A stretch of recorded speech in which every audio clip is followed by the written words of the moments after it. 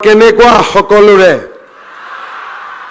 সঁচাই ভালনে তেতিয়ালে মোৰ লগত কব ভাৰত মাতা কি ভাৰত মাতা কি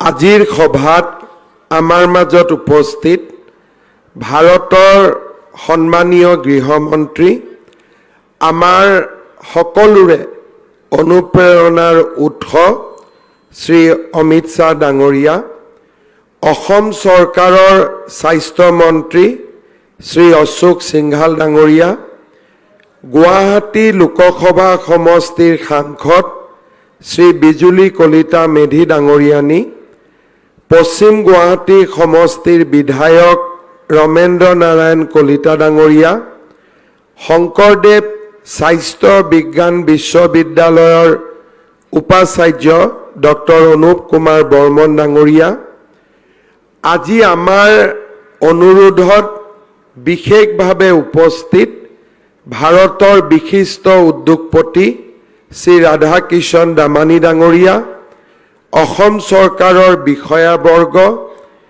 এই চিকিৎসা মহাবিদ্যালয়ৰ অধ্যক্ষকে আদি কৰি অধ্যাপক অধ্যাপিকাসকল তিনিচুকীয়া আৰু গোলাঘাটত উপস্থিত সন্মানীয় ৰাইজ গুৱাহাটীত উপস্থিত সন্মানীয় ৰাইজ আই মাতৃসকল আৰু যুৱক যুৱতী বন্ধু বান্ধৱীসকল আজি অসমৰ বাবে এটা অতি গুৰুত্বপূৰ্ণ দিন অসমৰ স্বাস্থ্য খণ্ডৰ সৈতে জড়িত কেইবাটাও গুৰুত্বপূৰ্ণ প্ৰকল্পৰ শিলান্যাস আৰু শুভ উদ্বোধন আজি কেন্দ্ৰীয় গৃহমন্ত্ৰী অমিত শাহ ডাঙৰীয়াৰ কৰ কমলেৰে অনুষ্ঠিত হ'ব আজিৰ দিনটোত আমি অসমৰ স্বাস্থ্য বিভাগৰ সৈতে জড়িত বিভিন্ন প্ৰকল্পৰ বাবে ২,০৯২ কোটি টকা ব্যয় কৰাৰ বাবে ইয়াত উপস্থিত হৈছো ৬৭৫ কোটি টকা ব্যয়েৰে নিৰ্মাণ কৰা প্ৰাগজ্যোতিষপুৰ চিকিৎসা মহাবিদ্যালয়ৰ খন্তেক সময় আগতে মাননীয় গৃহমন্ত্ৰী ডাঙৰীয়াই উদ্বোধন কৰিছে আজি তেখেতৰ কৰ কমলেৰে ২৭০ কোটি টকা ব্যয়েৰে আমি নিৰ্মাণ কৰা গোলাঘাট আৰু তিনিচুকীয়াৰ কৰ্কট চিকিৎসা কেন্দ্ৰৰো শুভ উদ্বোধন হ'ব ইয়াৰ উপৰিও ৮১৪ কোটি টকা ব্যয়েৰে ডিফু যোৰহাট আৰু বৰপেটা চিকিৎসা মহাবিদ্যালয়ৰ চৌহদত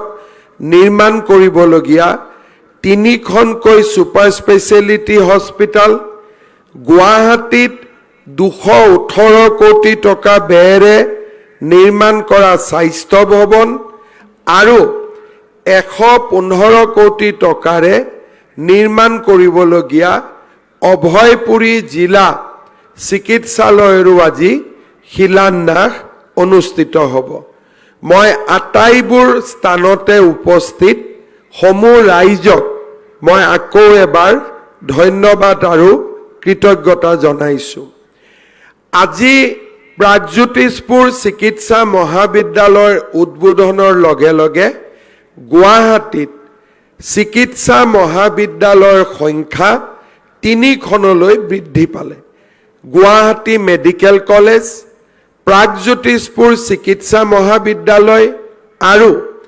ESIC মেডিকেল কলেজ বেলতলা আৰু এই তিনিওখনৰ লগতে চাংচাৰিত এইমছ গুৱাহাটীও কুমাৰ ভাস্কৰ বৰ্মা সেতু সম্পূৰ্ণ হোৱাৰ পিছত এতিয়া গুৱাহাটী মহানগৰীৰ পৰা 10 মিনিটৰ ৰাস্তালৈকে ৰূপান্তৰ হ'ল শ্ৰদ্ধাৰ ৰাইজ মই পোনপ্ৰথমে আৰু এটা দিশলৈ মই আপোনালোকৰ দৃষ্টি নিক্ষেপ কৰিব খুজিছো यूक्रेन में जब पहला बार युद्ध हुए और तमाम मेडिकल स्टूडेंट भारत में लौट के आए और असम का भी कोई सारे लोग लौट के आए और पूरा सरकार का ऊपर एक प्रेशर बना कि हमारे देश में मेडिकल कॉलेज का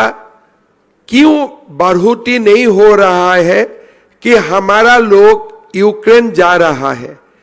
प्रधानमंत्री जी ने मुहिम उठाया कि हम 1 लाख MBBS सीट देश में निर्माण करेगा। उसी समय आप लोग सबको मालूम होगा मुंबई में डी मार्ट एक बहुत बड़ा रिटेल चेन है। राधा कृष्ण दमानी जी का बारे में मुझे केंद्रीय मंत्री पीयूष गोयल जी ने फोन किया। एक दिन सुबह मुझको फोन किए और बोले कि मेरा एक दोस्त है, नाम राधा कृष्ण दमानी जी है, मेडिकल कॉलेज असम में अगर आप कुछ बनाने चाहते हैं तो मेडिकल कॉलेज का जो एकेडमिक बिल्डिंग होगा उसमें जितना भी रुपया पड़ेगा दमानी जी उसको देना चाहते हैं। तो मेरा मन में प्रश्न आया कि असम में तो उनका कुछ नहीं है, वो क्यों पैसा देगा, मुझे क्यों क्या करना होगा। तो पीयूष जी ने मुझे बताया कि आपको कुछ करना नहीं है, अगर आपको अच्छा लगे, अगर अच्छा नहीं लगे तो कोई बात नहीं है, अगर अच्छा लगे तो उनका माताजी का नाम में मेडिकल कॉलेज में कुछ समिति आप रख दीजिए, इतना ही होगा। और अगर आपको अच्छा नहीं लगे तो वो भी मत कीजिए। तो मुझे सुनने का बाद मेरा थोड़ा विश्वास भी रहा, अविश्वास भी रहा। और मैं एक हमारे कमिश्नर जी को मैंने पासन कर दिया कि ऐसा फोन आया, मुझे तो विश्वास नहीं है, लेकिन आप एक बार बात कर लीजिए। तो सिद्धार्थ जी ने दमानी जी से बात किया और दमानी जी ने बोले कि एकेडमिक बिल्डिंग के लिए आपको 150 करोड़ रुपया चाहिए, 200 करोड़ रुपया चाहिए और हमसे आप ले लीजिए। तो थोड़ा सा मुझे अच्छा भी लगा। मैंने बोला नहीं नहीं, दमानी जी को गुवाहाटी बुलाइए।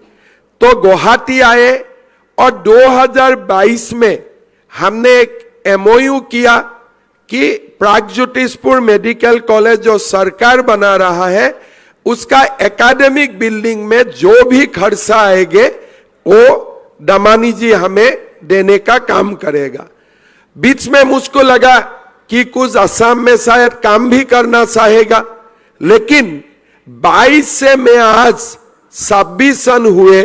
बीच में मैं मुंबई मिल के दमानी जी को बोला भी था कि आप असम में भी कुछ कीजिए, लेकिन उन्होंने बोला कि ये मेरा चैरिटी है, प्रधानमंत्री जी का हिस्सा था कि देश में 1 लाख मेडिकल सीट बने, इसलिए मैंने ये असम को दे रहा हूं।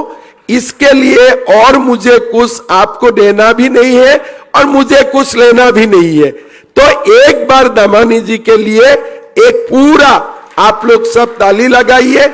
इसलिए ऐसा व्यक्ति मिलना मुश्किल है, लेकिन आज दमानी जी हमारा बीच में है। मैं दमानी जी को पूरा असम वासियों का ओर से स्वागत करता हूं। आमार यात जिखन मेडिकल कॉलेज आमी बनाइছো 505 बेड हब, 46 यात ICU থাকিব, and already this medical college has recognized by the National Medical Council আৰু আমাৰ 100 জন ষ্টুডেন্ট ইয়াত বহিও আছে। মই সকলোকে অভিনন্দন জনাইছো।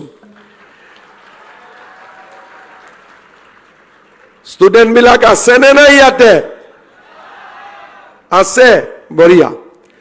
আজি আমাৰ এই অনুষ্ঠানৰ পৰা মাননীয় গৃহমন্ত্ৰী ডাঙৰীয়াই গোলাঘাট আৰু তিনিচুকীয়াত 2খন कैंसर हॉस्पिटलर शुभ उद्बोधन करिब।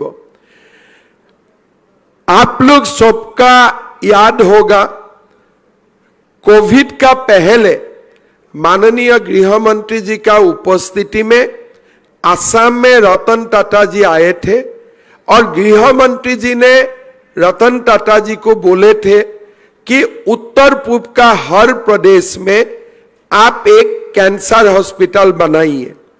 फिर असम ने थोड़ा सपना बड़ा देखा।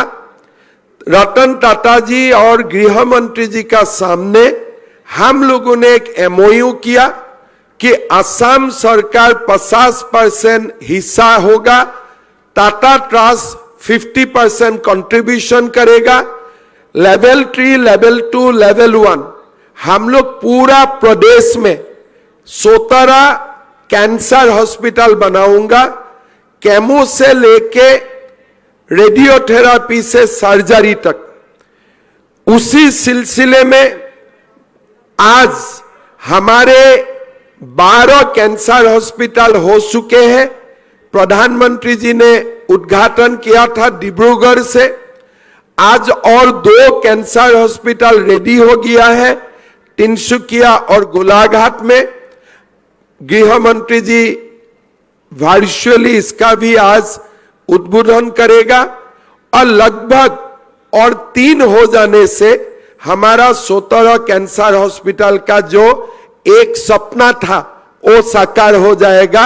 आज इतना कैंसर हॉस्पिटल मेरा लगता है कि सरकारी सेक्टर में ऐसा और कई स्टेट में इतना कैंसर हॉस्पिटल का जाल नहीं है जो आज असम को मिला है। थोड़ा दिन पहले मैं दावोस गया था। हमारे जो कैंसर का मॉडल है लेवल 3, लेवल 2, लेवल 1, उसी मॉडल महाराष्ट्र में करने के लिए महाराष्ट्र सरकार और एक अनुष्ठान का बीच में एमओयू हुए। हमारा पेविलियन और महाराष्ट्र पेविलियन एक ही साथ में थे, तो मैं सज्जन को हमारा पेविलियन में बुलाया और मैंने पूछा महाराष्ट्र में क्या साइन किए और थोड़ा मुझे दिखाइए, इसलिए मैं भी काम कर रहा हूं, थोड़ा मैं भी इंप्रूव करूंगा। उन्होंने हमें एमओयू दिखाया और उनका एमओयू और हमारा एमओयू का बीच में दाढ़ी और कमा का भी कोई डिफरेंस नहीं था। पूरा असम का मॉडल ही आज महाराष्ट्र में भी रेप्लिकेट करने के लिए काम शुरू हुए हैं। लेकिन हम लोग एक कदम आगे निकल गया हूं। हम असम में कैंसर ट्रीटमेंट के लिए प्रोटॉन बीम थेरापी मशीन भी लेके आ रहा हूं। भारत में ये सरकारी खंड में पहला इतना बड़ा रेडियोथेरापी का इक्विपमेंट आ रहा है। हमारा टेंडर प्रोसेस चल रहा है। We are about to close that tender process. जो Guwahati medical college cancer hospital में हम लोग प्रोटॉन बीम थेरापी मशीन लेके आ रहा हूं at the cost of almost 400 to 500 crores. Assam will become a destination for cancer treatment. यही हमारा लक्ष्य है और इस काम का शुरुआत गृह मंत्री जी का हाथ से 2019 में शुरू हुए थे और आज गृह मंत्री जी का करो कमलों से हमारा और 2 कैंसर हॉस्पिटल आज उद्घाटन होगा। मैं गृह मंत्री जी को बहुत बहुत धन्यवाद देता हूं। आज हमारा असम में 15 मेडिकल कॉलेज है, 6,000 करोड़ रुपया लागत से और 10 हॉस्पिटल का निर्माण का काम चल रहा है और लगभग ये सारा कंस्ट्रक्शन हो जाने से असम में एमबीबीएस सीट का संख्या 5,000 तक पहुंच जाएगा। इस बार अभी तक हमारा जो एमबीबीएस सीट है ये सीट मिला के अभी हमारा 2,000 एमबीबीएस सीट हो चुका है। मैं बहुत ज्यादा बोलना नहीं चाहूंगा। आज हमारा ये सभा से ही अभयापुरी में भी डिस्ट्रिक्ट हॉस्पिटल निर्माण का काम शुरुआत होगा। Diphu medical college, Jorhat medical college और बरपेटा मेडिकल कॉलेज में भी सुपर स्पेशलिटी ब्लॉक बनाने का काम आज ही शुरू भी हो जाएगा। मैं आप सब लोगों को धन्यवाद देता हूं।